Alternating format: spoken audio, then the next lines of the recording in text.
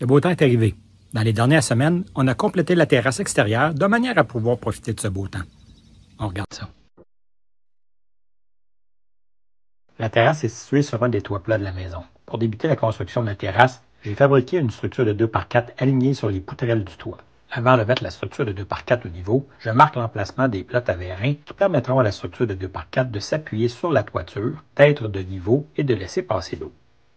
En gros, les plots à vérin seront installés à tous les 4 pieds, ou un peu moins, en alternance d'un montant à l'autre, eux-mêmes situés à 12 pouces les uns des autres.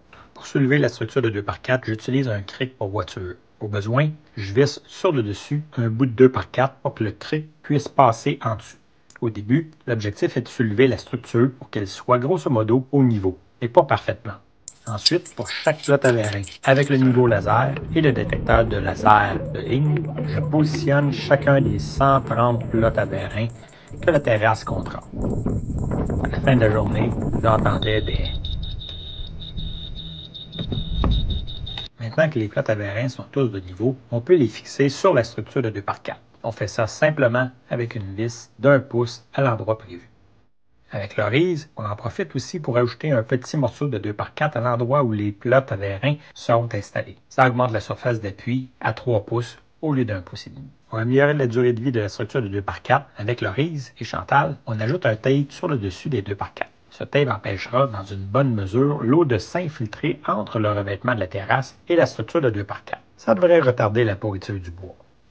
Le revêtement de sol de la terrasse ne touchera pas au mur de la maison. Il y aura un espace de 1 pouce. Pour éviter que les feuilles et les autres débris tombent et s'accumulent sur la toiture, j'ai acheté du soffit de PVC que je coupe en lisière d'environ 3 pouces. Avec François, on taxe cette lisière sur la structure de 2x4 et on la cote sur le revêtement de la maison. Comme c'est troué, l'eau pourra passer, mais les feuilles, elles, non. On a choisi un revêtement de sol fait de composite de marque Trex. Les planches de Trex sont rainurées de manière à pouvoir utiliser un système d'ancrage qui ne nécessite pas qu'on perce les planches. Avec François, on s'assure de bien coller le mécanisme de fixation sur la planche déjà en place et de bien appuyer la nouvelle planche qu'on installe.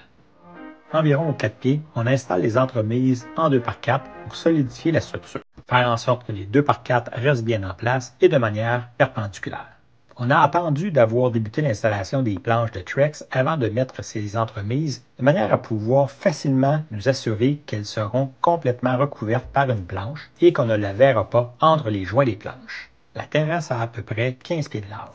Il y aura un espace d'1 pouce entre le revêtement de la maison et la planche. Il y aura aussi une planche qui fera un cadre tout le tour de la terrasse. Comme ces planches ont 5,5 de large et qu'on laisse 1 pouce d'espace, l'orise et Chantal nous coupent et glissent sur la terrasse des planches de plus ou moins 14 pieds 3 pouces. On installe ces planches plus ou moins au centre. On va les couper exactement à la bonne longueur de chaque côté plus tard.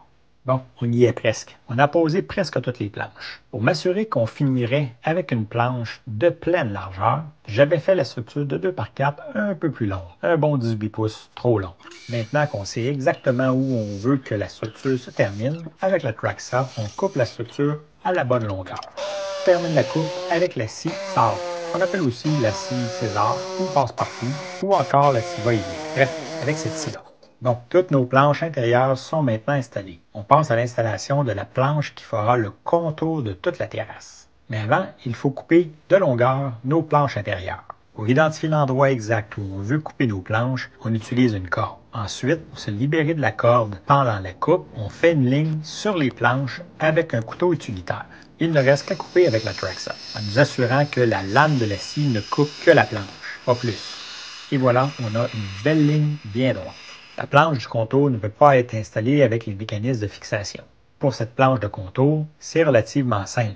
On s'assure d'être à 1/4 de pouce de la planche intérieure et de faire de beaux coins à 45 degrés. Pour les fixer, on va faire des trous dans les planches. On va les boucher avec des plugs qu'on aura fabriqués dans le même revêtement de sol. Pour terminer le dessus de la terrasse, il ne reste que le fascia à installer. Malheureusement, les planches de fascia viennent en longueur de 12 pieds. On a à peu près 15 pieds à couvrir. On aura donc un joint à faire. J'ai décidé de mettre ce joint à l'endroit où seront installés les escaliers. Pour finir la terrasse, il ne restait qu'un peu d'aluminium à faire. C'est maintenant fait. Bien sûr, il restera aussi les escaliers à faire. Mais je vais faire ça une fois que le terrassement sera fait. Pour pour ne pas les avoir dans les jambes quand on fera le terrassement, mais aussi pour connaître la hauteur finale du bas de ces escaliers.